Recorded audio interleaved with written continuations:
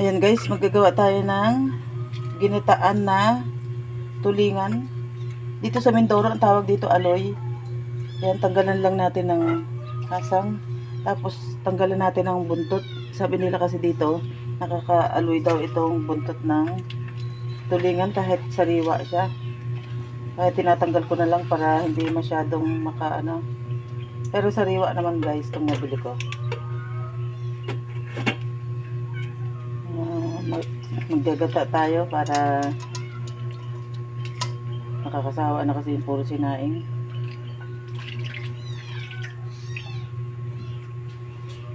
Masaya na naman yung aking mga pusa.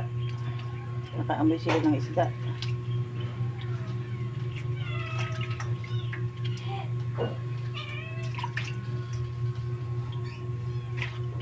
Ayan, tapos siwain natin guys.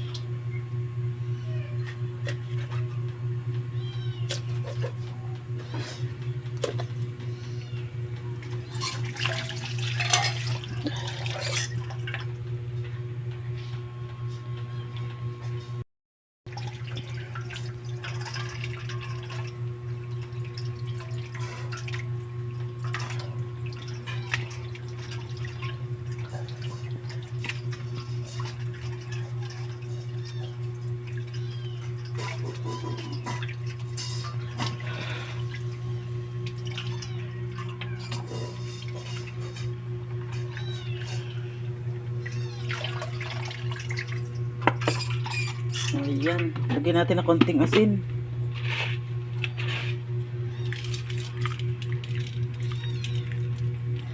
Okay na guys. Update ko na lang pag lulutuin ko na. Ayan guys, isasaing muna natin ang tulingan bago natin lagyan ng gata. Ayan. Igahin muna natin itong tubig.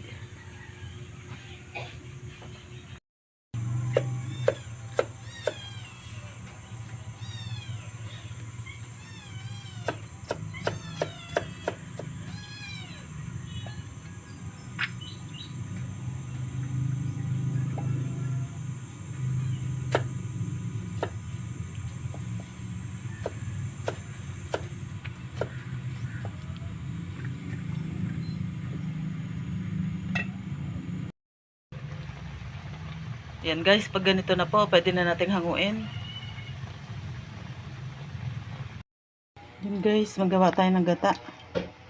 Tubig na mainit. Bantuan na lang natin ng hindi mainit.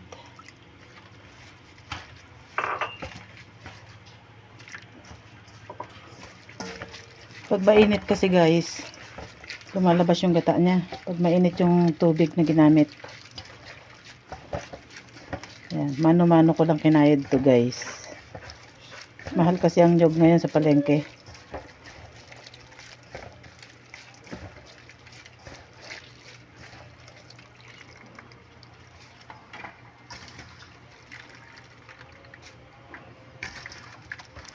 Yan ang kagandahan guys kapag may tanim kang niyog. Hindi ka nabibili. Kukudkudin mo na lang. Yun kung marunong ka magkudkod. Buti lumaki ako na marunong kaming magkudkod. Yung asawa ko guys, hindi marunong magkudkod ng niyog.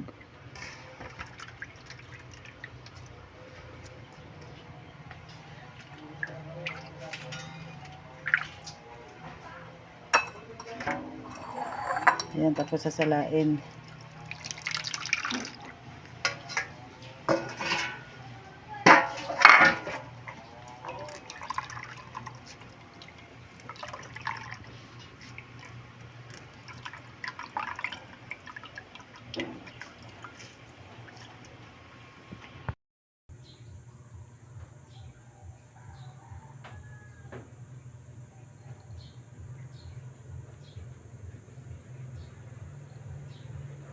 Yan guys, ilagay na natin ang rekado.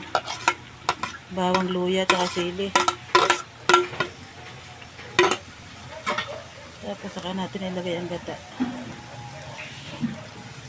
Hindi ko na sinangkot siya sa mantika para hindi siya mamantika.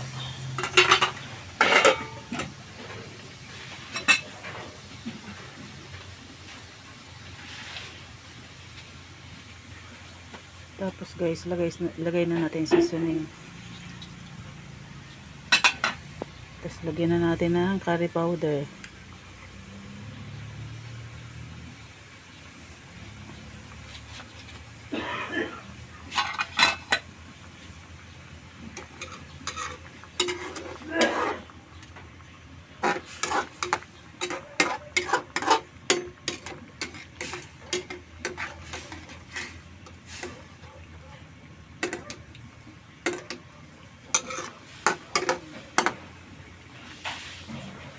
Kuhanan muna natin guys hanggang sa lumapot yung gata. Guys, pag ganyan na siya, pwede nang hanguin kasi nagmamantika na siya. Yan guys, thank you for watching. Yan guys, luto na ang ginataang tulingan with curry. It's yummy. Yan guys, gawa naman tayo ng ginataang talbos ng ampalaya. Ayan, maganda guys ito sa mga mababa ang dugo. Ayan, paborito ko to.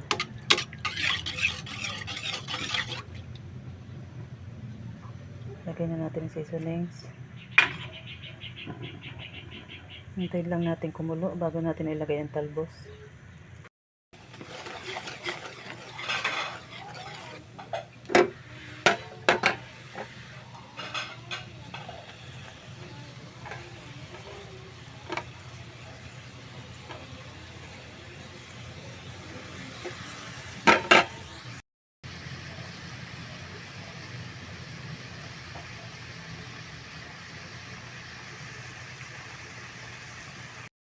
Ayan guys, kain po tayo. Ay ginataang tulingan with curry powder.